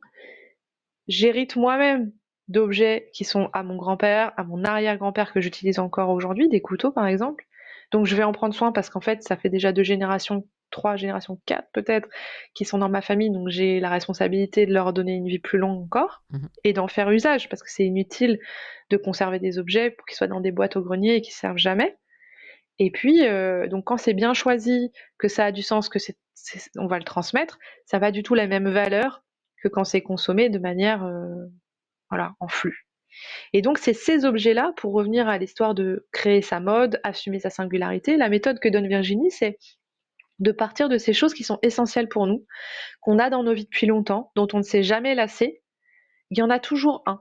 C'est souvent des objets à charge affective, des choses, voilà. Et moi, par exemple, j'ai une assiette que j'adore, que je traîne depuis très longtemps, dont je me suis jamais lassée, que je trouve très belle et qui est singulière parce que tout le monde la trouve pas belle. Voilà. Et caramel et bleu ciel, j'avoue, c'est pas, voilà. Oui, j'ai lu, quand j'ai vu quand tu as décrit les couleurs, je me suis dit, oups. C'est pas le mix and match du moment, on va Oui, se dire les choses. oui. Mais elle m'a posé cette question, je dis bah voilà, c'est ça. Ça, c'est un truc que j'adore en fait. Depuis, ça fait 10 ans que je l'ai, je l'adore, c'est un motif que j'adore. Je sais que les gens la trouvent un peu ringarde, un peu moche, un peu tout ça, mais ça, c'est mon truc à moi, quoi. Elle m'a dit, bah tu pars de ça. Parce que si c'est ton truc à toi depuis 10 ans, normalement, dans les 10 années qui viennent, ça va aller. Et tu pars de ça. Tu prends ces couleurs et tu les assumes complètement. C'est toi. Et c'est pas grave si c'est pas à la mode. Parce que du coup, ce sera pas démodé dans 6, dans 10 ans. Là, on voit bien aujourd'hui, si tu rentres dans une cuisine qui a été décorée en mode Valérie Damido au début des années 2000 avec de l'aubergine et du vernis, t'en veux pas en fait. Mais il faut bien se dire que celle qui est à la mode sur Instagram, qui est roastée ou versauge aujourd'hui, dans 10 ans, ce sera la même histoire, hein. Et donc, en Même moins de choisissant, 10 ans, hein. oui, Ça va, moins que 10 ça ans, va ouais. tellement vite. En choisissant volontairement quelque chose qui n'est pas à la mode aujourd'hui, tu passes à côté du risque que ça devienne ringard, que ça devienne datable, simplement. Et donc, tu affirmes quelque chose de singulier. Et à ce moment-là, plus personne va se poser la question de ce bleu bizarre. Alors bon, alors par contre, le défi, c'était, du coup, quand tu vas au magasin de bricolage pour trouver ta couleur, elle n'existe pas. Mais heureusement, maintenant, ils ont des systèmes où tu choisis sur une palette et puis ils te le mélangent exprès. Mais c'est pas dans les couleurs à la mode. Et donc, en fait, tu te rends compte que tout le système est fait Mm. pour ça. Oui, oui, Finalement, oui. les palettes de couleurs qui sont disponibles, il y en a une quinzaine, c'est pas beaucoup.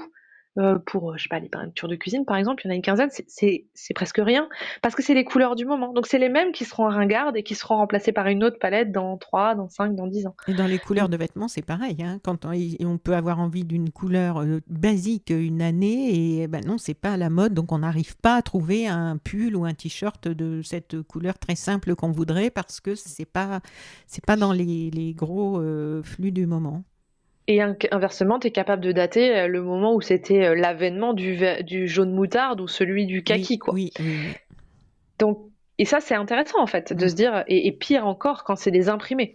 Les Oui, imprimés ont une obsolescence encore plus oui, oui. rapide que les couleurs, les aplats de couleurs. Donc en fait, la question c'est à quel moment je suis prêt ou prête à pas nier le fait que j'ai besoin d'être dans un espace qui me ressemble, j'ai besoin de m'habiller d'une manière qui me plaît, j'ai besoin d'être bien dans mes vêtements, j'ai besoin d'être validée socialement, j'ai besoin que quand les gens viennent chez moi, ils disent «Oh, c'est beau!» J'ai besoin que parce que quand j'ai passé, comme c'est mon cas, 20 heures ou 50 heures à poncer tous mes meubles de cuisine et à les repeindre un par un en 5 couches, j'ai envie que les gens trouvent ça sympa, en fait, en vrai. C'est important que moi, tous les matins, quand je rentre dans ma cuisine, je la trouve belle, mais bon, vu la peine que je me suis donnée, en vrai, j'ai pas honte de dire que je serais contente que les copains qui viennent à la maison, ils disent «Ah, c'est sympa la cuisine». Et bah oui. Et Oui. c'est en fait, il n'y a pas de problème avec ça. C'est pas décroissant d'aspirer à ce que les gens que vous aimez, ils trouvent que l'endroit dans lequel vous vivez et que vous vous êtes donné une peine infinie à rendre joli pour vous y sentir bien, c'est un endroit où eux-mêmes, ils trouvent que c'est beau et qu'ils se sentent à l'aise. C'est complètement OK d'aspirer à ça. Et ça n'est pas écologique d'aspirer à ça.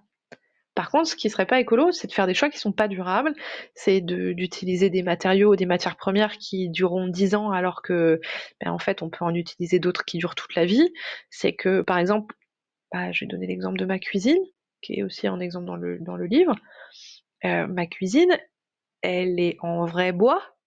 C'est une cuisine qui a été construite, enfin, qui a été fabriquée, je pense, dans les années 60-70. Oui, Ça n'existe plus aujourd'hui. Donc évidemment, je l'ai poncée, je l'ai retapée et puis je l'ai repeinte. oui, Mais donc elle a été construite elle a été usinée dans les années 70 et elle va vivre encore à l'aise 30 ans.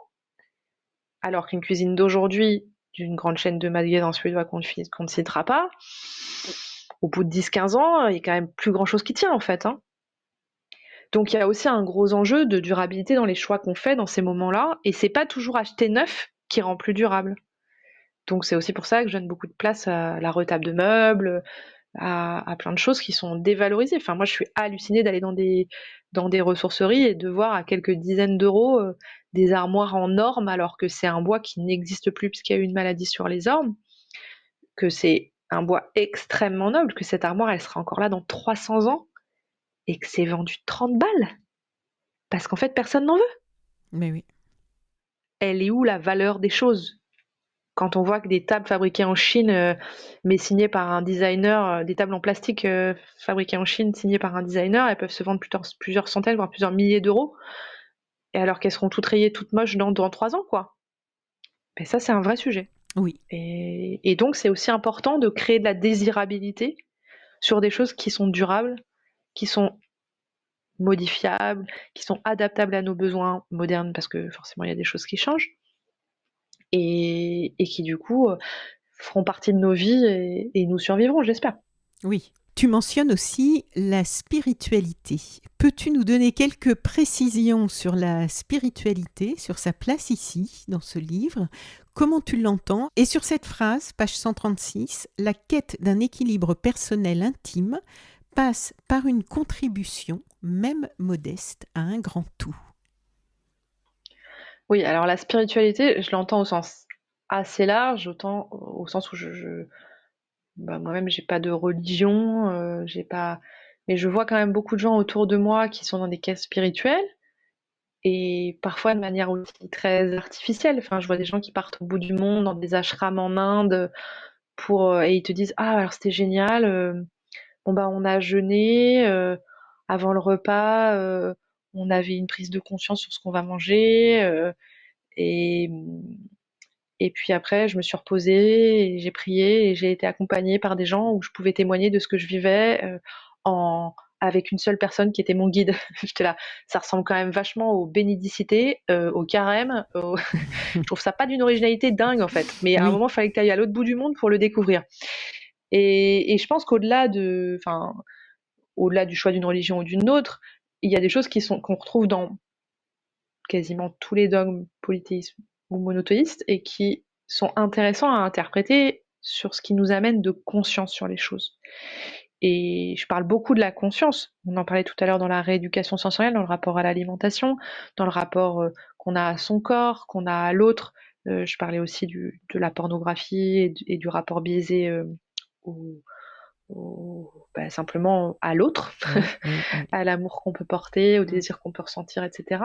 En fait, il y a plein de choses aujourd'hui où, si on les fait sans conscience, elles n'ont pas de sens, elles nous apportent pas vraiment de plaisir et elles nous nourrissent pas. Donc la conscience me paraît quelque chose d'essentiel, et donc je donne quelques exemples que j'ai pu voir dans les témoignages aussi que les gens faisaient de leurs expériences spirituelles autour de moi, qui leur paraissaient importantes, en donnant des exemples de choses vécues ou de choses proposées de manière assez simple dans notre culture là autour de nous, quoi. Oui, accessible. Oui, voilà, je pense par exemple, c'est vrai que la notion du carême, elle est intéressante. On le voit dans toutes les religions monothéistes. En plus, cette année, le ramadan, c'est en même temps que la période de carême des chrétiens. Il y a des moments comme ça où on se rend compte que il y a quand même beaucoup de religions qui sont d'accord sur le fait que un mo faire moins à un moment pour mesurer ce qu'est l'abondance, c'est pas rien en fait. Peut-être que ce serait important. Je pense que même si tu fais pas le ramadan, tu peux te poser la question de ce que ça veut dire et puis tu peux peut-être partager avec des amis aussi qui ont cette pratique dans leur chemin de religion pour comprendre qu'est-ce qu'ils vivent de ça, ce que ça veut dire pour eux. Il y a aussi le lien à la famille, à la communauté qui est très fort dans ces moments-là. Donc c'est aussi se retrouver. C'est pas juste pas manger en fait. Il y a quelque chose d'autre qui se passe dans ces moments-là. Et donc d'aller voir ce qui se passe, même si soit on n'a pas forcément envie, on croit pas en Dieu, ou on n'a pas forcément envie de faire le chemin, de rejoindre un dogme ou un autre. Et donc voilà. Donc l'idée c'est plutôt de mettre en valeur la conscience, le rapport au vivant, et oui, le rapport aussi à soi, parce que un des gros enjeux, quand je disais tout à l'heure, on est déconnecté, on n'a pas envie de voir, ou vous citiez d'autres éléments où en fait on fait face à des doutes essentiels pour l'humain. En fait, en tant qu'être humain, on est mortel, et c'est pas rien comme histoire. Oui, on fait partie de la nature, mais on n'a pas n'importe quelle place dans cet espace-là. On est plus prédateur qu'autre chose. Et donc, c'est quoi? Pourquoi on est prédateur? Pourquoi est-ce qu'on a besoin de posséder et de dominer la nature comme ça? Parce qu'on a peur, en fait. C'est incroyable. Je parle de la peur de la nature dans les expériences pour se relier au vivant. Parce que c'est bien de dire aux gens, il faut se relier au vivant, se relier au vivant. Oui, mais après, comment on fait? Et moi, je peux vous dire que j'ai emmené des gens, même dans mon jardin la nuit, Mhm. ils ont peur. Oui, Ils ont peur. Là, pour le coup, c'est une vraie peur d'enfant. C'est une peur sur laquelle on peut pas. On a du mal à gérer en fait. Il faut tenir la main quand même, hein. Il faut rassurer quoi. Parce que être seul dans la nuit, dans la nature, avec des chouettes qui font ouh, ouh, avec des bruits de trucs qui passent autour, en fait, c'est pas rien. Et le niveau d'insécurité des gens seuls dans la nature est 1000 fois supérieur à si tu les mets seuls dans la rue à la même heure, alors qu'en fait le risque d'occurrence d'un accident de la circulation, d'un mec bourré qui sort d'un bar qui t'agresse, et encore pire quand t'es une femme, quoi, quand même pas le même, hein. Oui.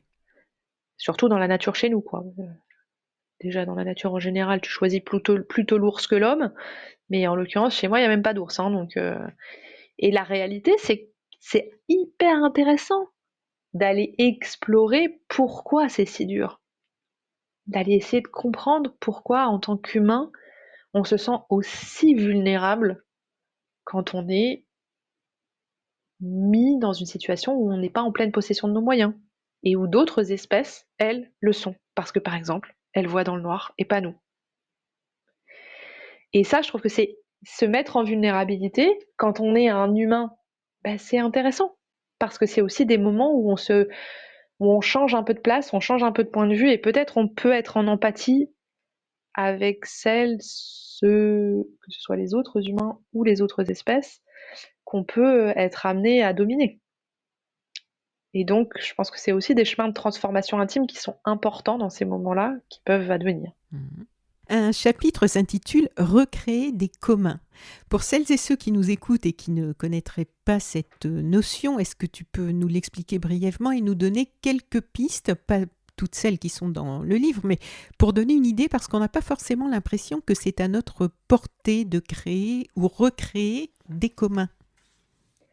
Alors c'est hyper intéressant. Bon, l'histoire des communs, c'est une histoire historique du droit rural qui faisait qu'il y avait des espaces qui étaient gérés par les communautés d'humains, les villages, les diocèses, enfin ça dépend comment c'était découpé à l'époque, euh, où en fait on avait des droits, tout le monde avait le droit de venir se servir à condition de respecter et de maintenir la ressource. Donc on venait chasser, on venait couper du bois de chauffage sans jamais mettre en péril les arbres. On venait se servir, on pouvait faire pâturer s'il y avait des zones de prairies, par exemple des zones humides qui étaient inondées en hiver, en été les prairies étaient accessibles pour venir faire pâturer des animaux. Et ces espaces, ils étaient gérés en commun par les gens de la communauté autour, et tout le monde savait ce qu'il pouvait y faire, ne pas y faire, et chacun prenait sa juste part dans cet espace pour le maintenir et pour lui permettre de perdurer. Et donc, c'est essentiel évidemment de concevoir des communs aujourd'hui, parce que la propriété privée, c'est un tabou absolu aujourd'hui, on le voit sur plein de sujets, et pourtant ça ne résout pas les problèmes, ça ne résout pas les problèmes la propriété privée n'apporte pas de réponse à plein de sujets écologiques essentiels. Donc retrouver la question des communs, c'est aussi retrouver ce que nous apporte à toutes et tous des espaces plus sauvages, plus naturels, mais ça peut être aussi des communs matériels, parce que l'idée c'est de s'inspirer de ça, parce que par exemple quand on dit on veut moins consommer individuellement, il y a plein d'objets qu'on n'utilise pas tous les jours. Je sais pas, bon, ça dépend quel est votre métier, mais globalement, moi la ponceuse, c'est pas tous les jours de ma vie. Et pourtant, je suis très contente d'en faire usage quand j'en ai le besoin. Et donc, la question d'avoir du matériel partagé, d'avoir des groupes d'entraide, d'avoir des espaces où on se prête les choses plutôt que d'avoir à les acheter individuellement, elle est essentielle. Et puis, c'est de retrouver aussi le lien à l'autre qui va dans ce sens. Parce que on nous a inculqué, ouais, mais moi j'ai peur de déranger. Je vais pas l'embêter en lui demandant de me prêter ceci ou de me prêter cela.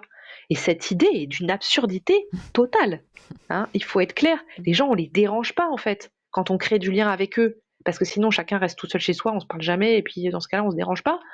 Je veux dire, moi, un des trucs que j'aime le plus dans ma vie à la campagne, c'est vraiment ce truc des gens qui débarquent à n'importe quelle heure, et puis on s'entraide, ah, j'ai besoin d'un coup de main, ah machin, ah, il y a une urgence, un truc, et on ne se pose jamais la question de est-ce que je te dérange? En fait, des relations fluides dans une vie communautaire, elles passent par déranger les autres. Mais parce que quand on a un rapport au temps différent, on ne se dérange pas. En fait, ce que je suis en train de faire, qu'est-ce qui m'empêche? Qu'est-ce que dans la vie là, de le faire dans une heure et de rendre service à quelqu'un, le jour où moi je serai dans une situation difficile, bah, peut-être que lui il pourra me rendre service inversement. Donc, et puis si jamais je suis pas là, je suis pas là, hein. Si j'ai vraiment un truc à faire, je peux dire aussi, waouh, regarde, je suis dans le jus, j'y arrive pas. Bon bah c'est pas grave, je vais aller chez le voisin d'après, c'est pas grave. Mais c'est vraiment essentiel de sortir de ces logiques de je vais déranger, je veux pas, parce que c'est des schémas mentaux qui permettent de valider le fait que je vais plutôt aller acheter ce truc, comme ça c'est bon, puis je me débrouillerai tout seul. Eh ben super, t'auras une médaille parce que t'es capable de te débrouiller tout seul. Jamais ça t'apportera les moments qu'on vit quand on fait ensemble. Parce que quand on fait ensemble et qu'on dépanne quelqu'un, déjà il y a de la gratitude pour la personne qui était dans la situation difficile et que tu viens aider, elle va être contente, elle va te remercier, elle sera contente que tu l'aies aidée. Mhm. Toi, tu es fier de toi parce que tu as contribué à accompagner quelqu'un dans une difficulté à le dépasser. En général, quand faut réfléchir, faut se bagarrer avec un truc, ça marche pas comme on veut, etc. Donc c'est aussi un petit défi, donc voilà. Et puis après, c'est la convivialité du moment où on est content, on est soulagé, on boit le coup après le chantier, etc. Mais ça c'est extraordinaire ça, de vivre des trucs comme ça. Oui. Tout ça pour une ponceuse qu'on n'a pas osé demander à son voisin. Mmh. Quelle idée.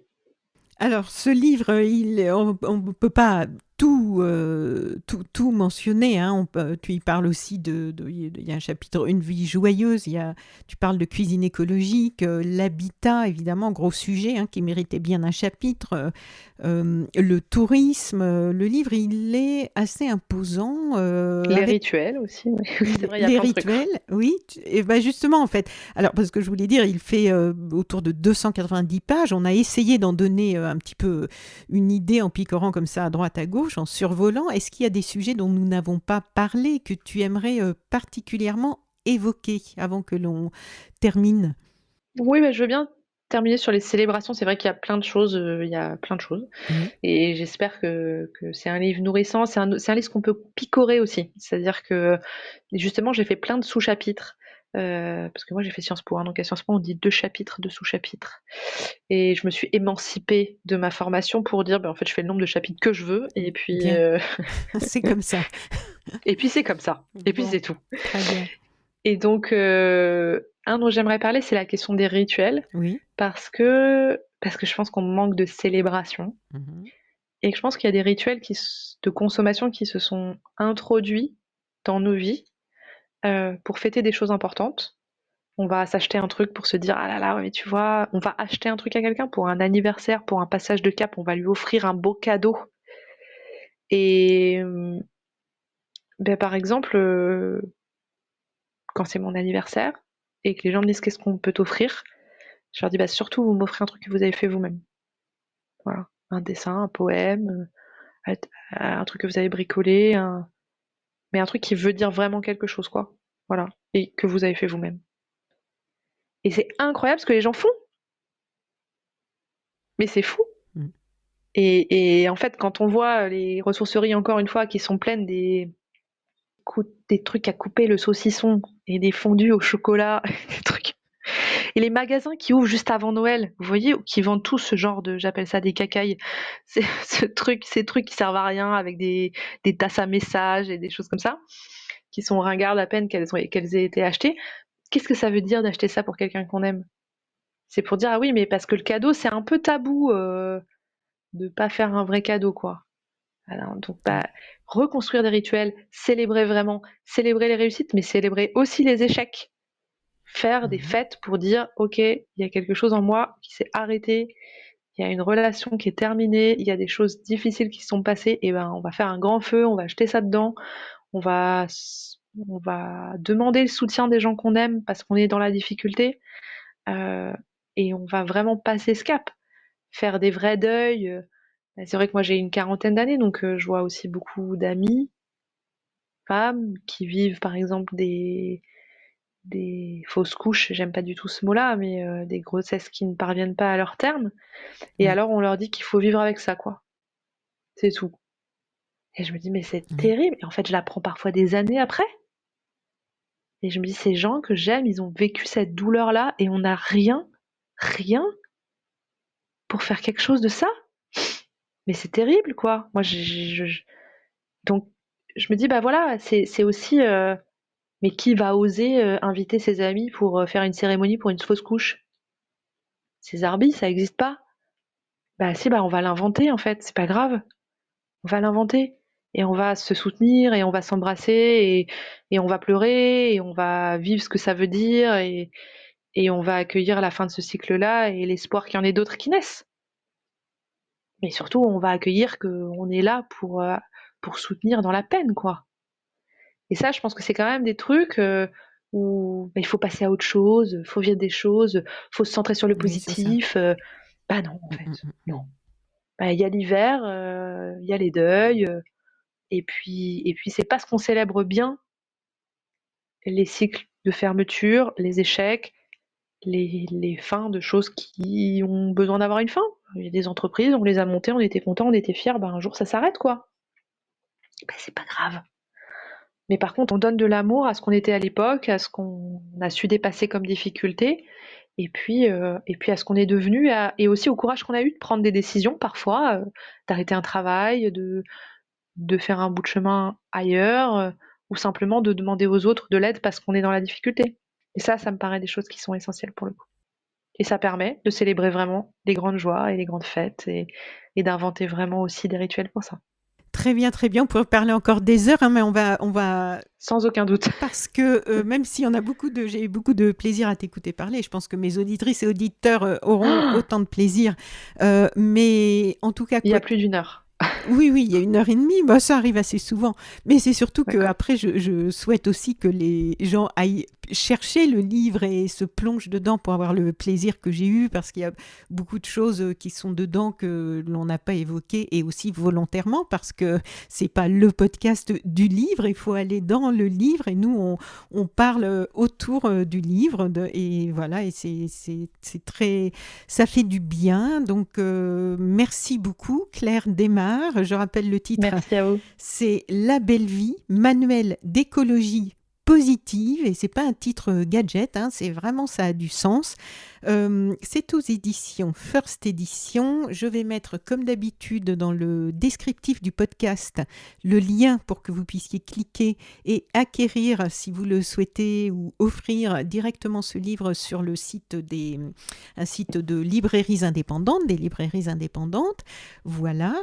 Et si quand même je peux dire que j'ai un profil sur Instagram qui s'appelle Amante Verte, comme l'amoureuse, AMANTEVERTE, et où je partage plein de choses, et et évidemment le café librairie sur la ferme, qui est pas ouvert tous les jours, qui est plus ouvert en régulier, qui est ouvert sur des événements, et donc le meilleur moyen de savoir quand est-ce que c'est ouvert la prochaine fois, c'est de venir sur ce canal ou sur notre site amandeverte.fr, où il y a une newsletter à laquelle il est possible de s'inscrire, et vous aurez les prochaines dates, les ateliers qu'on propose, D'accord. Et les c'est où expériences alors? justement C'est qu'on en propose. Bretagne, tu as dit? On peut en savoir un petit Je peu suis plus? en Sud-Bretagne, D'accord. à côté de Redon, Ok. au sud de Rennes, voilà. D'accord. Donc pour les personnes qui sont dans les environs, eh bien, ils peuvent rejoindre ton profil Instagram, que je suis allée voir. J'ai vu la petite vidéo d'ailleurs de quand tu reçois la première, que tu vois ton livre pour la première fois, que ton éditeur t'a envoyé par la poste. Et on voit ce grand moment de fébrilité et de joie. Ah oui, Donc, c'est sûr, c'était magique. mais voilà, on voit aussi comment tu nettoies ta serre, la reprise en main de la serre. Il y a plein de choses intéressantes. Voilà. Plein de choses intéressantes dans ce livre de Claire Desmar. On cite aussi les personnes qui t'ont accompagné peut-être là, donc, que tu as Donc cité c'est déjà. Anne-Claire Hérault qui est la photographe, et Virginie Bréjon qui est la directrice artistique de l'ouvrage. Voilà, très bien. Bah, bonne continuation, Claire. Un très grand Merci merci beaucoup. pour le livre et pour cette rencontre. Et puis, Merci à vous. peut-être qu'un jour, en passant en Bretagne, je passerai vous dire un petit bonjour si le café est ouvert. Voilà. Avec grand plaisir, et même s'il n'est pas ouvert. Ah, c'est gentil. Bonne continuation et à bientôt. Au revoir. Merci, au revoir. Si ce podcast vous a plu, n'oubliez pas de me mettre une bonne note sur votre application de podcast, par exemple 5 étoiles sur Apple Podcast, et de me laisser un petit commentaire. Ça, vous pouvez aussi le faire sur Spotify maintenant. Sauce Suite Planète, c'est un site et un podcast indépendant. Merci donc de soutenir mon travail à partir de 3 € par mois sur Patreon. Vous trouverez le lien dans le descriptif de cet épisode.